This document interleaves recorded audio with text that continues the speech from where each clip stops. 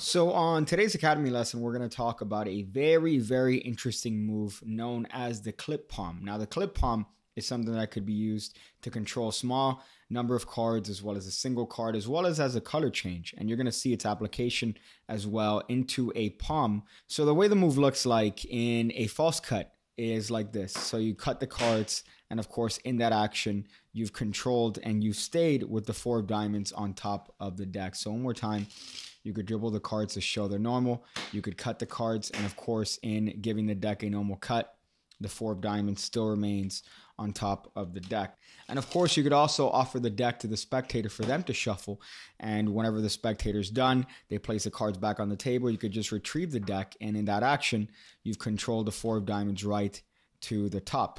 Now, as a color change, this move also works wonderfully because you could have, in this case, the 3 of hearts, and throwing it to the other hand, you see the card changes into the Queen of Spades, and then maybe changes again into the 3 of hearts. So you see its applications are diverse. So let's talk about the move. Now, the first thing you're going to have to do is get a break underneath the top card of the deck in the clip style. So the clip style is like this. That's the clip break. So you're going to get the card. You're going to come in and you're going to clip the card between the pinky and the ring finger, just like this. Now, the way that I like to get into this is actually from a dribble.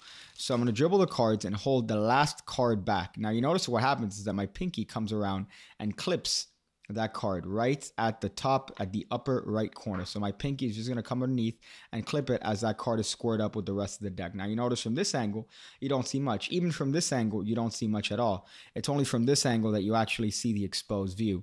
Now, what's going to happen is that, let's say you want to give the deck a false cut and keep that card on top. So you're going to give the deck a real cut, underneath this card, but you're going to keep that card on top of the deck. Well, you're going to come in with your left hand. You're going to cut approximately half the cards. Now you're going to leave them on the table here.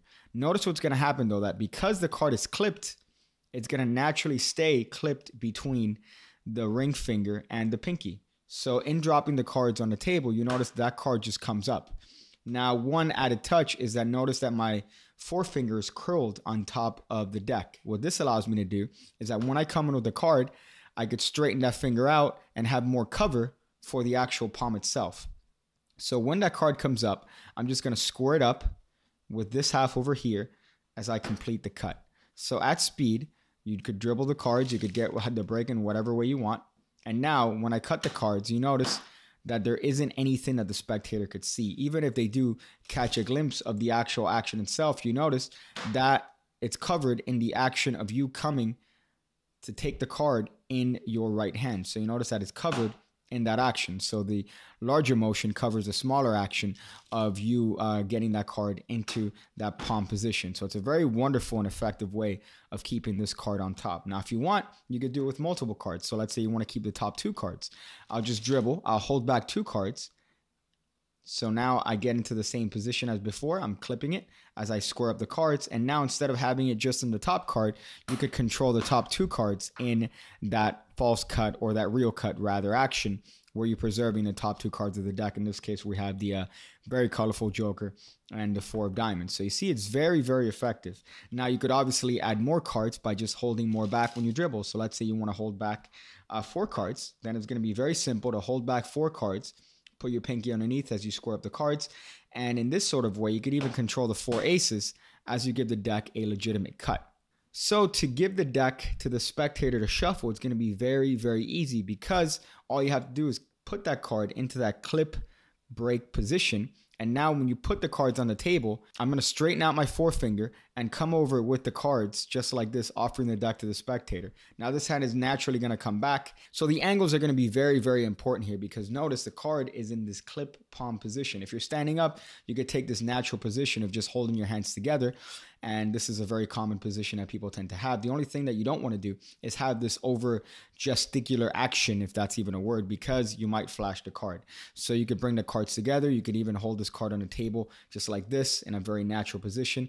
The only thing is that you're going to have to watch your angles here and make sure that the upper left corner is aimed away from the spectator. So if the spectator's over here, you just want to aim that corner away from the spectator and your angles are going to be good. So in this case, when the spectator is done shuffling the cards, you could either take the cards back in the left hand, or you could have them place the cards back on the table.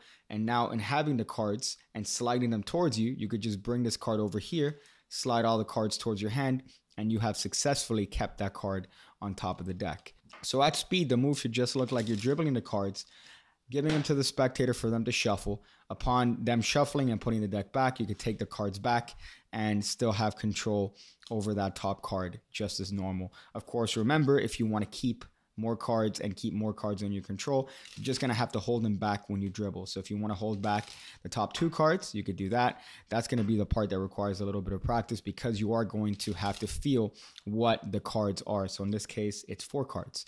So if you want to hold back 3 cards, you're going to have to hold back 3. If you want to hold back just 1 card, you're going to have to learn how to hold back that 1. So that's just the simplest way that I've learned to get into the break from a somewhat reasonable and natural action. So the color change is actually going to be very, very simple to do once you get the mechanics of the move. You're going to dribble the cards. You're going to get your pinky underneath as you square up the deck. And now you could show the King of Hearts to be on top of the deck.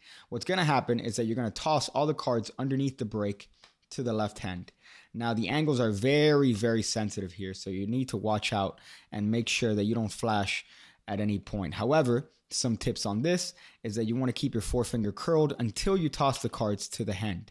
When you toss the cards, all the cards underneath the break to the left hand, that's when you want to straighten the finger out, and that's going to block most of the angles.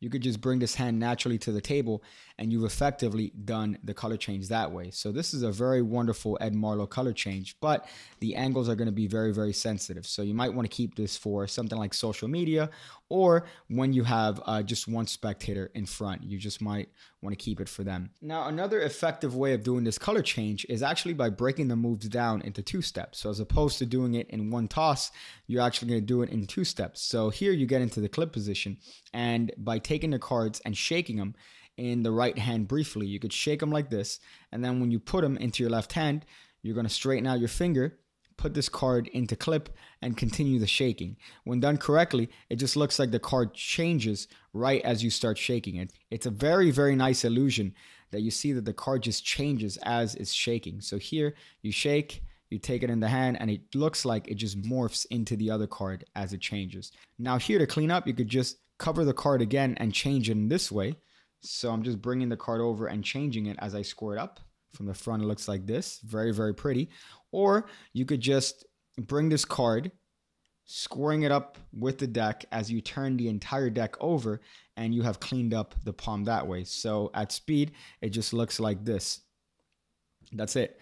Now you are going to have to watch out your angles in that particular way of cleaning up, because do keep in mind that the card looks like it changes, and if you don't manage the angles, they're going to have a brief flash of the change again as you turn it over, and unless that's what you're going for, you don't want to do that. So one more time, this color change looks a little bit like this. You're shaking the card, you shake it and it changes, and if you want, you could come over and brush your hand and it changes one more time. Very, very pretty. So that is the clip break and a couple applications of it. It's a very, very unique move. It's very, very different. I would compare the move to an actual lateral palm, which I will teach in a future episode. However, this one, the card is clipped as opposed to held by the middle finger. So the clip really has a difference in handling for this particular move. So that is the clip break, palm, whatever you want to call it. I hope you guys enjoyed that particular lesson, and I hope to see you on the next one.